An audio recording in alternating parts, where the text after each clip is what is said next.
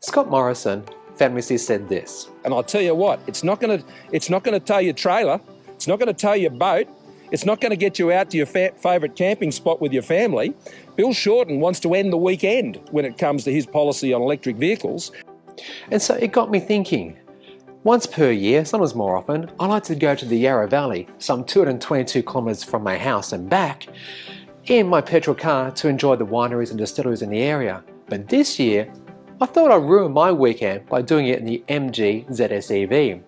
This car has got a rated range of 265 kilometers on the WLTP cycle, which isn't that accurate because if I put the air conditioner on or heater, it's going to be only 230 kilometers.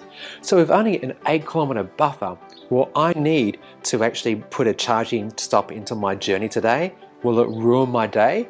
Who knows? Let's find out in this video.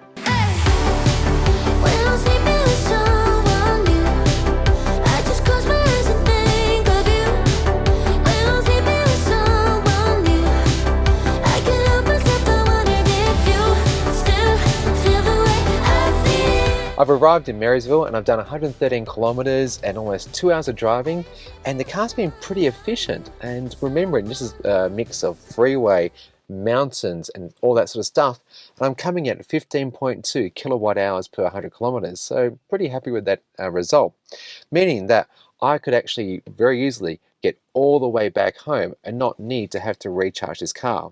So just a quick reminder, I've departed with 90% state of charge and I'm running on economy mode, regen level 3, and because it's like 19 degrees, I've just been using the seat warmer, so no aircon, and that's, I think, definitely of benefit to this trip so far. Go and now meet up with my Patreons and we'll do a quick little segment with them, a bit of a live call, and we'll move on to 4 Pillars over in Healesville.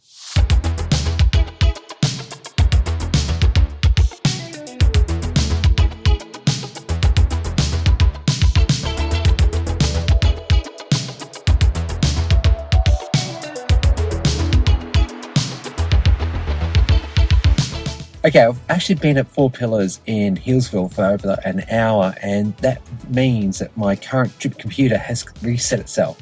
So a little bit disappointing, and I'm sorry I wasn't able to get the consumption on that bit. But I will for the return leg home, because so far the weekend is not ruined because I've got 113 kilometers left of range, which will comfortably get me home. An interesting fact is that between Marysville and Healesville is 35 kilometers. So by all rights, I should only have 109 kilometers of range right now. But because of regen and essentially coming down from Marysville to Healesville, I've gained 4 kilometers just by descending and letting regen do its thing. So it's awesome in that this is what electric vehicles do. You think about a petrol car. If you go down a hill, your engine's still running, it's still burning petrol. You can never ever get petrol back. Whereas with an electric car, you can regenerate, you can recoup that lost energy on downhill slopes.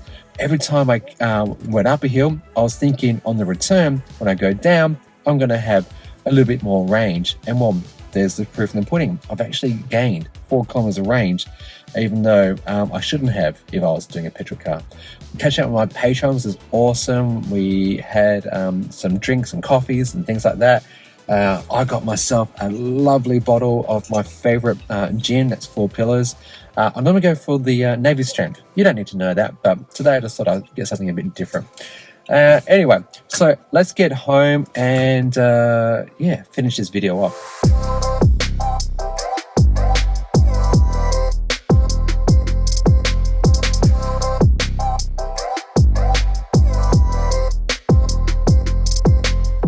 Okay, so I'm home now and it's a bit after 5 o'clock, so we're losing light, so I better do this fast. And I've got to say, I'm very happy with this car today. Like, I departed with only 90% state of charge, and I thought I probably needed to actually do 100% just to be sure. And so that meant I had only 238 kilometers of range, and the total journey from home out to Marysville, we had a coffee there, drove then to 4 Pillars, and had some drinks there. We didn't bother going to the main Shandong because, well, with the 4 little drinks that I had there, the little tasters, I felt I had enough. So yeah, got to keep yourself safe, right? And so then I drove home. So all in all, 222 kilometers. And the efficiency of this car, we had like the first part of the leg was like 15 point something, and then the second leg, well, where it didn't reset. Very frustrating with MG how you reset your trip computer. Don't reset until I tell you to, okay? Rant over.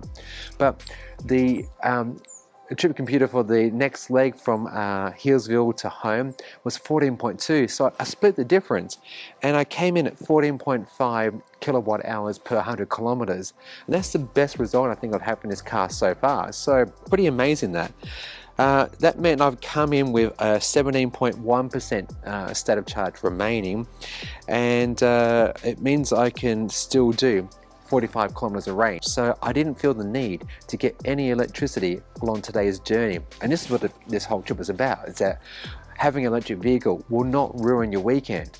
I did a trip that I've done many times before in a conventional petrol car, but today I did it with an electric car, and we did everything as per normal, and I'm remarkably impressed.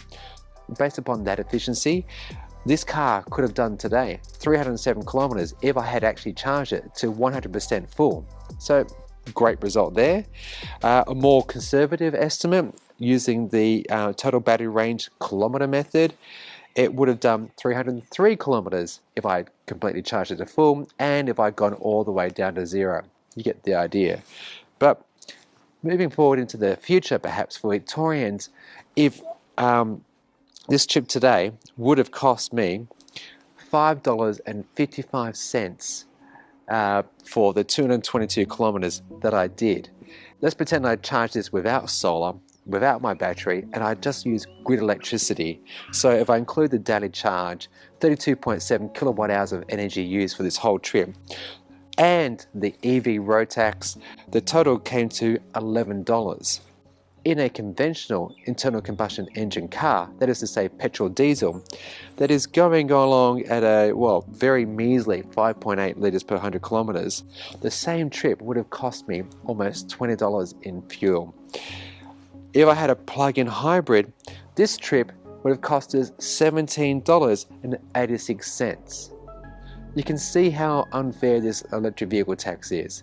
It's penalising people like us who are doing the right thing here and using battery electric where possible, and it's just going to actually derail our movement towards decarbonising our roads and cleaning up the air in which we all breathe, and just reducing our impact upon the environment. And as you can see, electric vehicles are no different from any other car. You can still do the things that you're normally used to. The Victorian government, if you happen to see this, please scrap this stupid EV tax that you proposed. It's nonsensical. It doesn't make sense. It really is.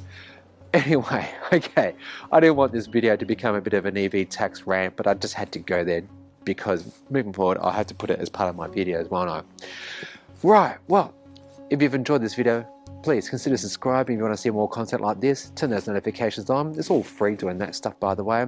And if you're thinking about supporting me on the next level, join us over on Patreon, where you'll get early access to this type of video. You get news, polls, stuff that I just can't show you here on YouTube. And as per usual, you be good and you be green.